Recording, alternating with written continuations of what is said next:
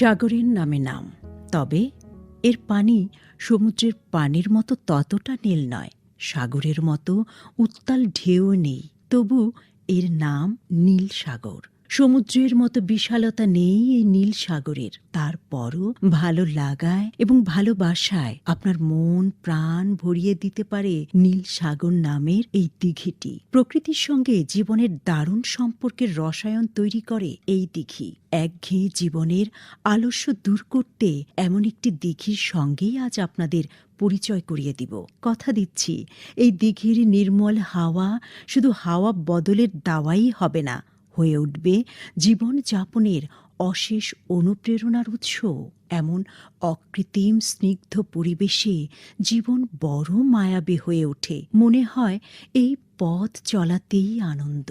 প্রিয় শ্রোতা, বলছি উত্তরবঙ্গের সমৃদ্ধ জেলা নীলফামারীর নীল সাগরের কথা। নীল সাগর নামের এই দিঘিটি নীলফামারী সদর থেকে উত্তর পশ্চিম কোণে 14 কিলোমিটার দূরে গৌরগ্রাম ইউনিয়নে অবস্থিত। নীল সাগর দিঘির আসল সৌন্দর্য উন্মোচন করার আগে আসুন জেনে নেই রাজধানী ঢাকা থেকে এখানে যাওয়ার উপায়। বাসে এবং ট্রেনে দুভাবেই যাওয়া যায়। ট্রেনে যেতে হলে উঠে পড়তে হবে ঢাকা নীলফামারী আন্তনগর ট্রেন সার্ভিসের ট্রেনটিতে। এই ট্রেনের নামকরণও করা হয়েছে নীল সাগরের নামে, নীল সাগর এক্সপ্রেস। এটি সোমবার ছাড়া প্রতিদিনই নীলফামারীর উদ্দেশ্যে ঢাকা ছেড়ে যায়। বাসে যেতে চাইলে আছে বিভিন্ন পরিবহনের গাড়ি। নীলফামারী শহরে নেমে বাসে, অটোবাইকে কিংবা রিকশায় চড়ে সোজা চলে যেতে হবে নীলসাগরে। নীলসাগরে পৌঁছানো মানে এক মায়ার জগতে পৌঁছানো। বিশাল দিঘির শান্ত জল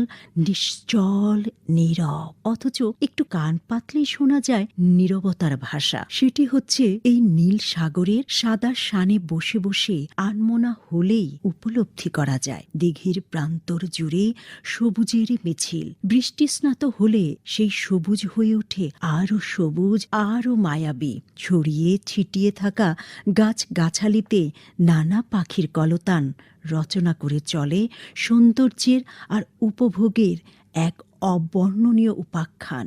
আয়াতাকার নীলসাগর দিঘির চারিধারে দাঁড়িয়ে আছে নারকেল, বনবাবুল, আকাশমণি, মেহগনি, শিশুসহ নানা প্রজাতির গাছ।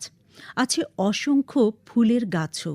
একদিকে দিঘির শান্ত জল, অন্যদিকে সারি বেঁধে দাঁড়িয়ে থাকা বৃক্ষরাজি। মাঝখান দিয়ে হাঁটা মেঠো পথ, এজন্য সুন্দরের পথে যাত্রা।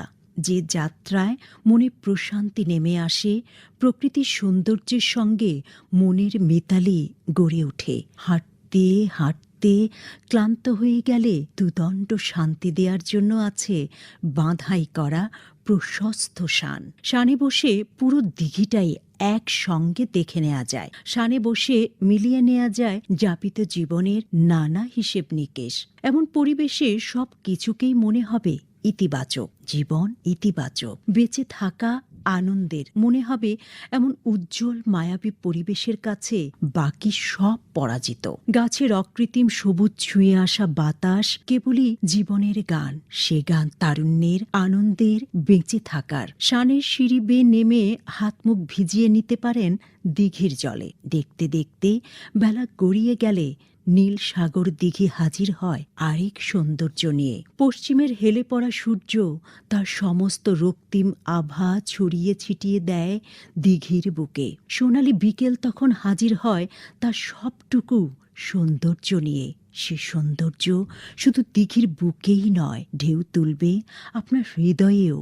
বিকেল পেরিয়ে সন্ধ্যা নামবে যখন, সন্ধ্যা যখন আশ্রয় নিবে রাত্রির বুকে, সেই রাত্রি যদি ভিজে যায় পূর্ণিমার সোনালি আলোয়, বিশ্বাস করুন প্রিয় শ্রোতা, সে এক অবর্ণনীয় অনুভূতি।